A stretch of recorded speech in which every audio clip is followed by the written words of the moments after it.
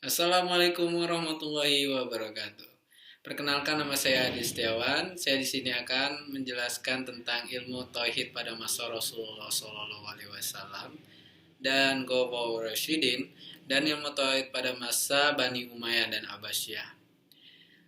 Ilmu tauhid pada masa Rasulullah SAW merupakan periode pembinaan akidah dan peraturan-peraturan dengan prinsip kesatuan umat dan kedaulatan Islam. Segala masalah dikembalikan langsung kepada Rasulullah SAW sehingga beliau berhasil menghilangkan perpecahan antar umat. Rasulullah mengajak kaum muslim untuk menaati Allah dan Rasulnya serta menghindari perpecahan yang menyebabkan timbulnya kelemahan dalam segala bidang yang dapat menyebabkan kekacauan. Allah Subhanahu wa taala berfirman dalam Al-Qur'an surat Al-Anfal ayat 46 yang artinya, "Dan taatlah kepada Allah dan Rasul-Nya, dan janganlah kamu berbantah-bantahan yang menyebabkan kamu menjadi gentar dan hilang kekuatanmu, dan bersabarlah. Sesungguhnya Allah berserta orang-orang yang bersabar." Bila terjadi perdebatan, harusnya dihadapi dengan nasihat dan peringatan. Berdebat dengan cara yang baik itu dapat menghasilkan suatu tujuan dan dapat menghindari dari pertengkaran. Dengan demikian, tauhid pada masa Rasulullah SAW tidak sampai kepada polemik yang berkepanjangan atau perdebatan karena Rasul sendiri yang menjadi penengah. Ilmu tauhid pada masa Khulafaur Rasyidin.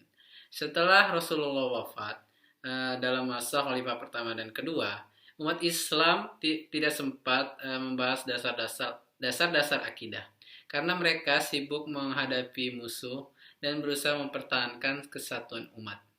Tidak pernah terjadi perdebatan dalam akidah. Mereka memahamkan Al-Quran tanpa memahami takwil dari ayat yang mereka baca. Mereka mengikuti perintah Al-Quran dengan apa yang di dalam Al-Quran tersebut, dan mereka menjauhi larangannya. Mereka mensifatkan Allah dengan apa yang Allah Subhanahu wa taala sifatkan sendiri, dan mereka mensucikan Allah dari sifat yang tidak layak diagungkan Allah Subhanahu wa taala. Ilmu tauhid di masa Daulah Umayyah.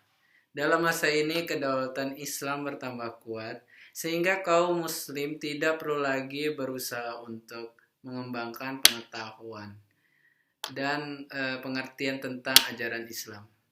Kesempatan ini digunakan kaum muslim untuk mengembangkan pengetahuan dan pengertian ajaran Islam, lebih lagi dengan berbondong-bondong memeluk agama lain, memeluk Islam yang jiwanya masih belum bisa sepenuhnya meninggalkan agamanya, telah menyusukan beberapa ajarannya. Di masa inilah mulai timbul keinginan bebas berpikir dan berbicara yang selama ini diidamkan oleh golongan salaf.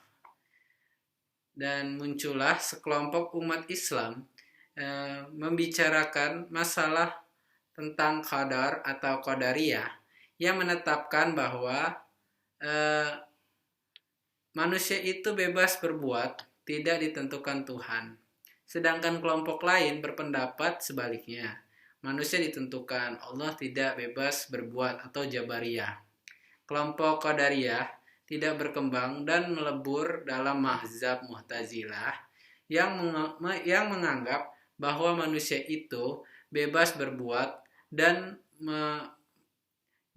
meniadakan semua sifat pada Tuhan karena zat Tuhan tidak tersusun dari zat dari sifat dan sifat karena Ia Esa. Penghujung abad pertama Hijrah muncul pula kaum Khawarij yang mengkafirkan orang muslim yang mengerjakan dosa besar. Walaupun pada mulanya mereka adalah pengikut Ali bin Abi Thalib, akhirnya mereka memisahkan diri karena alasan politik, sedangkan kelompoknya tetap memihak kepada Ali, membentuk golongan Syiah. Ilmu tauhid pada masa Daulah Abbasiyah. Masa ini merupakan zaman emas dan kecermelangan Islam.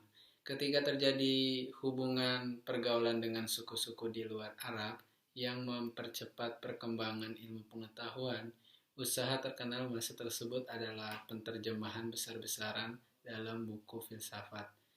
Para khalifah menggunakan keahlian orang Yahudi, Persia, dan Kristen sebagai juru penterjemah.